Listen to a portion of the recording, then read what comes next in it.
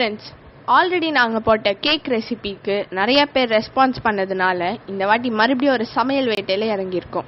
இன்னைக்கு நாங்கள் என்ன பண்ண போகிறோம் அப்படின்னா ரசகுல்லா பண்ணுறதுக்கு ஒரு பாத்திரத்தில் 2 லிட்டர் பாலை ஊற்றிக்கிறோம். இந்த வீடியோவை ஃபுல்லாக பார்த்து நீங்களும் உங்கள் வீட்டில் ட்ரை பண்ணி ரெசிபி எப்படி வந்தது அப்படின்னு மறக்காம கீழே கமெண்ட் பண்ணிவிடுங்க ஃப்ரெண்ட்ஸ். இப்போ பாலெல்லாம் பிரித்து ஊற்றி பாலை எடுத்து அடுப்பில் வச்சாச்சு. பால் நல்லா கொதிச்சு பொங்கி வரட்டும். அதுக்குள்ளே நாங்கள் 6 லெமன் எடுத்துருக்கோம். இந்த லெமன் எல்லாத்தையும் கட் பண்ணி லெமன் ஜூஸை தனியாக எடுத்து வைக்க போகிறோம். இப்போ லெமன் எல்லாத்தையும் கட் பண்ணி ஜூஸ் எடுக்கும் போது பால் பொங்க வருது ஃப்ரெண்ட்ஸ். சரி, பால் பொங்குதுன்னு ஆஃப் பண்ணிடாதீங்க. சிம்மில் வச்சு பாலை நல்லா கொதிக்க வைங்க. பால் கொதிக்கிற அந்த டைமில் எல்லா லெமனையும் கட் பண்ணி ஜூஸ் எடுத்து தனியாக வைங்க ஃப்ரெண்ட்ஸ். இந்த லெமன் ஜூஸ் தான் நம்ம ரசகுல்லா மேக்கிங்லேயே முக்கியமான ப்ளே பண்ண போது. நம்ம கொதிச்சுட்டு இருக்கிற பாலில் இந்த லெமன் ஜூஸை எடுத்து விட்டிங்கன்னா பால் எல்லாமே திரிய ஆரம்பிச்சிடும். இந்த திரிஞ்ச பாலை கொஞ்ச நேரம் மிக்ஸ் பண்ணிவிட்டு அடுப்பை ஆஃப் பண்ணி பாலை தனியாக வச்சுடுங்க. அண்ட் இன்னொரு முக்கியமான விஷயம், இது மாதிரி ஒயிட் கிளாத் ஒன்று எடுத்து வச்சுக்கோங்க. இப்போது கீழே ஒரு பாத்திரம், ஒரு வடிகட்டி, அதுக்கு மேலே இந்த ஒயிட் கிளாத் போட்டு நம்ம திரிஞ்ச பாலை வடிகட்ட போகிறோம். இந்த வடிகட்டுற ப்ராசஸ்னால என்ன ஆகுது அப்படின்னு கேட்டிங்கன்னா, பன்னீர் எல்லாமே தனியாக அந்த திரிஞ்ச பாலில் இருக்கிற லிக்விட் எல்லாமே கீழே போயிடும். இந்த பன்னீர் வச்சு தான் நம்ம ரசகுல்லாவே பண்ண போகிறோம். ஸோ இது மாதிரி எல்லாத்தையும் நல்லா வடிகட்டி எடுத்துக்கோங்க.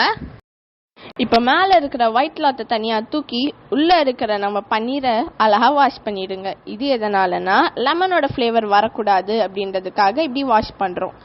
நான் இந்த சைடில் போயிட்டு சயின்டிஸ்ட் மூலையில் ஒரு டேக் எடுத்துகிட்டு வந்துட்டேன். இந்த டேகை எடுத்து இந்த ஒயிட் கிளாத்தில் நல்லா டைட்டாக போட்டு 1 மணி நேரத்துக்கு கட்டி தொங்க விட போகிறோம். நாங்கள் ஏன் இப்படி ஒரு செட்டப்பில் உட்காந்துட்டு இருக்கோம் பார்த்தீங்கன்னா, கட்டி தொங்க விட்ட பன்னீரை இப்போ ஓப்பன் பண்ண போகிறோம். இந்த பன்னீரை வச்சு தான் நம்ம ரசகுல்லா பண்ண போகிறோம். நீங்கள் யோசிக்கலாம், இதுக்கு நான் கடையிலேயே பன்னீரை வாங்கி ரசகுல்லா செஞ்சுட்டு போயிடுவேனே அப்படின்னு. பட் இது மாதிரி ப்ராசஸ் பண்ணி நீங்கள் ரசகுல்லா பண்ணுறதுனால நம்ம ரசகுல்லா சாஃப்ட் அண்ட் ஃப்ளஃபியாக வரும்.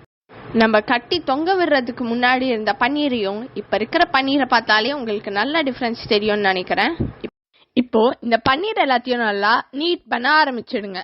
நீட் பண்ணும்போது கட்டி கட்டியாக இருக்கிற பன்னீர் எல்லாத்தையும் உடச்சி விட்டுட்டு நல்லா நீட் பண்ணி எல்லாம் பைண்ட் அப் ஆகிற வரைக்கும் இந்த ப்ராசஸை கண்டினியூ பண்ணுங்க for 15 minutes. After 15 minutes knead பண்ண பன்னீர் எல்லாத்தையும் இது மாதிரி ஒரு பெரிய பாத்திரத்தில் மாற்றி மறுபடியும் இன்னும் நல்லா நீட் பண்ண ஆரம்பிச்சிடுங்க. இந்த ப்ராசஸையும் 15 மினிட்ஸ் கண்டினியூ பண்ணுங்க. 15 மினிட்ஸ்க்கு அப்புறமா நம்ம நீட் பண்ண பன்னீர் எல்லாமே பைண்ட் அப் ஆக ஆரம்பிச்சிருக்கும்.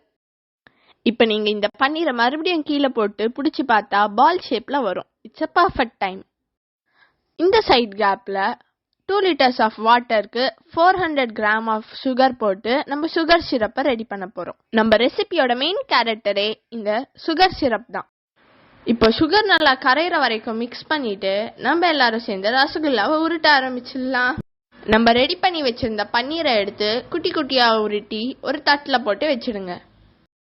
இவ்வளோ ஃபாஸ்ட்டாக உருட்டுறோன்னு நினச்சிக்காதீங்க. வீடியோ ரொம்ப லாங்காக இருந்ததுனால நான் வீடியோவை ஸ்பீட் பண்ணியிருக்கேன். எல்லா ரசகுல்லாவையும் உருட்டி முடிச்ச அப்புறமா நம்மளோட சுகர் வாட்டருக்கு வருவோம். நம்ம சுகர் வாட்டர் கொதிக்கிற டைமில் இந்த ரசகுல்லா எல்லாத்தையும் கொஞ்சம் கொஞ்சமாக போட போகிறோம். நீங்கள் ரொம்ப பெருசாக ரசகுல்லா வேணும்னு ரொம்ப பெருசாக போட்டுறாதீங்க. குட்டி குட்டியாக போடும்போது அந்த ரசகுல்லா சுகர் சொல்யூஷனை உள்ளே எடுத்துக்கிட்டு பெருசாக உப்பி வரும். அதனால ரசகுல்லாவை இந்த சைஸ்லேயே உருட்டி வைங்க. இதுவே நமக்கு பெருசாக கிடைக்கும். இப்போ நம்மளோட மாஸ்டர் பீஸ் சுகர் சொல்யூஷன் கொதிக்க ஆரம்பிச்சிட்டாரு. இவருக்குள்ள நம்மளோட ரசகுல்லாவை எடுத்து கொஞ்சம் கொஞ்சமாக போட போகிறோம். நம்ம ரசகுல்லாவை அந்த சுகர் சொல்யூஷனில் போட்டு ஹை ஃப்ளேமில் 5 மினிட்ஸ்க்கும் மீடியம் ஃப்ளேமில் 10 மினிட்ஸ்க்கும் கொதிக்க விட்டுட்டு அடுப்பை ஆஃப் பண்ணிடலாம். இப்போ பார்த்தீங்களா நம்மளோட ரசகுல்லா எப்படி உப்பி பெருசாக க்யூட்டாக இருக்குது அப்படின்னு. உங்களோட ஃபேவரட் ஸ்வீட் என்ன அப்படின்னு மறக்காம கீழே இருக்கிற கமெண்ட் பாக்ஸில் கமெண்ட் பண்ணிடுங்க. இந்த ரசகுல்லாவை 5 ஹார்ஸ் ஆச்சு மேக்ஸிமம் ஊற விடுங்க. நாங்கள் ஒரு அவசரத்தில் டேஸ்ட் பண்ணுறதுக்காக எடுத்தோம். பட் ஃப்ளஃபியாக சூப்பராக இருந்தது. நல்லா ஊறின அப்புறம் எடுத்து சாப்பிடுங்க ஃப்ரெண்ட்ஸ். இந்த வீடியோ உங்களுக்கு பிடிச்சிருந்தது அப்படின்னா நம்ம சேனலை லைக் பண்ணி ஷேர் பண்ணி சப்ஸ்கிரைப் பண்ணி சப்போர்ட் பண்ணுங்க. பாய் பாய். தேங்க்யூ.